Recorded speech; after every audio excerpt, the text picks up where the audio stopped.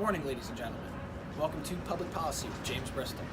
We're out here in Jersey City, New Jersey today, taking a look at some of the urban environments that have been affected by gentrification. To my back left here, you can see a long street that follows all the way down to the waterfront. Along this street, there's multiple brownstone houses that have increased in price drastically over the past 10 years. In addition to the brownstones and other houses we have down in that section of Jersey City, if you look past me here, you'll see a number of apartment buildings, including some that are going up on the waterfront here. Now, this may seem awesome, like an architectural feat, but this is going to drastically increase the prices of homes in this area. Good evening.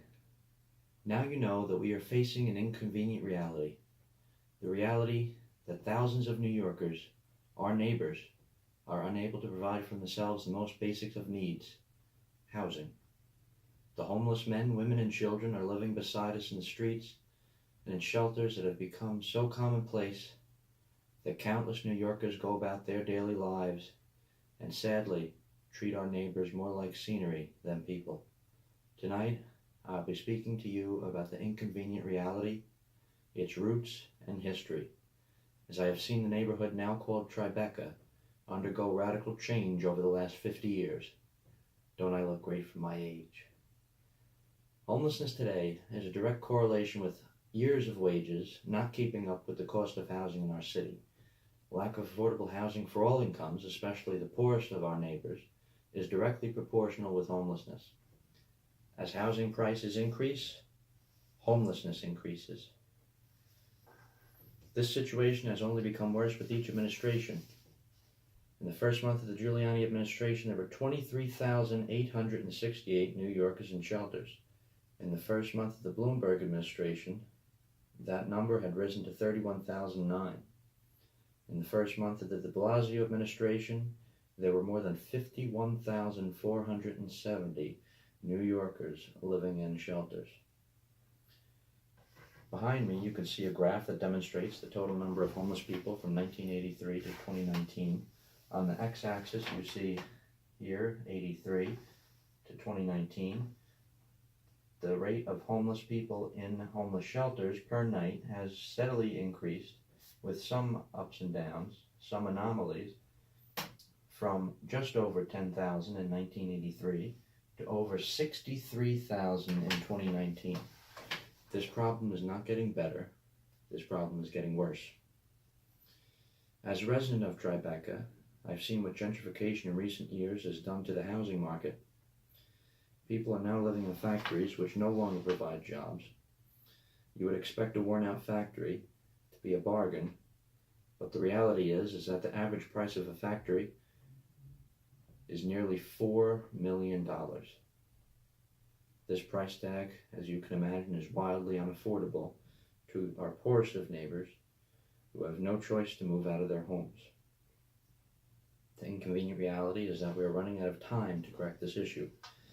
More and more families will become homeless unless something radical is done to get the homeless and those in danger of becoming homeless back into financial stability. Thank you.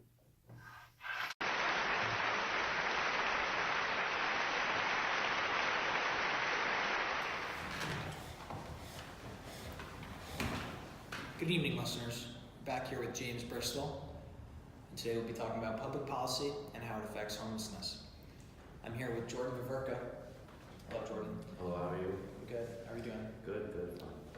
Jordan is a representative from New York City, from the homeless shelters. Talk to us about how we can help. Now, in previous years, homelessness seems to be something that affected people temporarily. Yeah. But now we have more elongated periods of homelessness for especially people that are younger generations, and definitely minority demographics, especially in the city. What do you think have been some contributing factors to this the past few years? Is the rise of prices of homes? Is it gentrification? Well, let me speak on that for a little bit. Well, what I think is that the price of a home in Tribeca has gradually increased and substantially increased in the last couple of years due to gentrification. Tribeca was an unpopulated neighborhood for most of its history, and then as time went on and Tribeca hit its low point, you start to see more people invest in the city because it was so cheap. And due to that, the city home prices began to rise, and that slowly but surely pushed out most of the residents who could no longer afford. And unfortunately, if you are on that bottom tier, if you are one of the lower incomes, then it's much harder for you to be able to afford a home, especially in Tribeca, even in the entirety of New York City, which is what we see as the #1 leading cause of homelessness today. And homelessness has increased substantially in these last years, and it can be directly attributed to that fact. From my understanding, Tribeca used to be a place, especially early 20th century, where a lot of just a lot of working class people would just work in factories. Maybe. You know, I'd say like I actually did a video last week about how people used to work in these factories. These factories used to have sustainable long-term jobs. Now these factories, it's job security, sustainability, all that stuff is missing now in Tribeca. What we used to have was people would work in these factories, they would have a job, they would have a home, and they would be able to afford it. Everything would be so-called affordable. Yeah. But now these jobs are gone, these factories they're not abandoned, they're turned into million-dollar apartments here.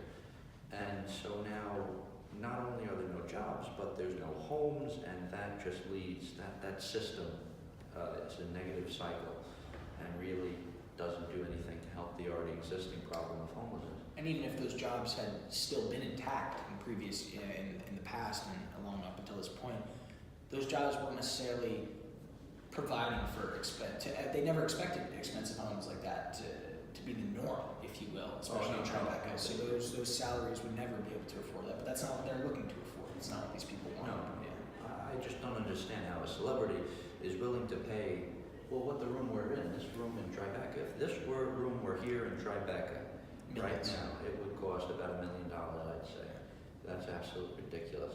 That's a lot of them, just high ceiling, large rooms, and it just seems to be the aesthetic for the wealthy. Okay. Any more? So in addition to these rising home prices, I think it's also important to note that, especially in Tribeca and other lower parts of Manhattan that have been affected by this gentrification, that the rent regulation has been completely tossed out the window by owners of buildings. Yes. Because I believe between 1994 and 2012, nearly 250,000 apartments had lost protection from those rent regulations. So people were just kicked out after a week of being able to live comfortably in a home. They just out of nowhere, the rent skyrocketed simply because all the other homes around it were going up and driving the price.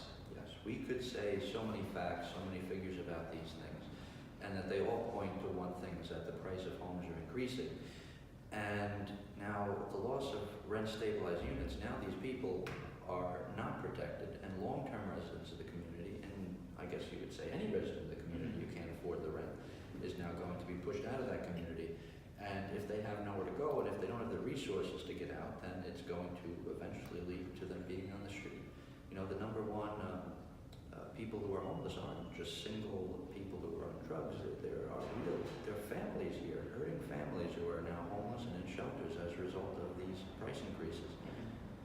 And the worst part of it all is these people moving in these extremely expensive homes. They're really wealthy, but not doing anything to help build the community, help sustain the community, especially in Tribeca. They're only there temporarily, it seems. They're just kind of there for the fashion sake.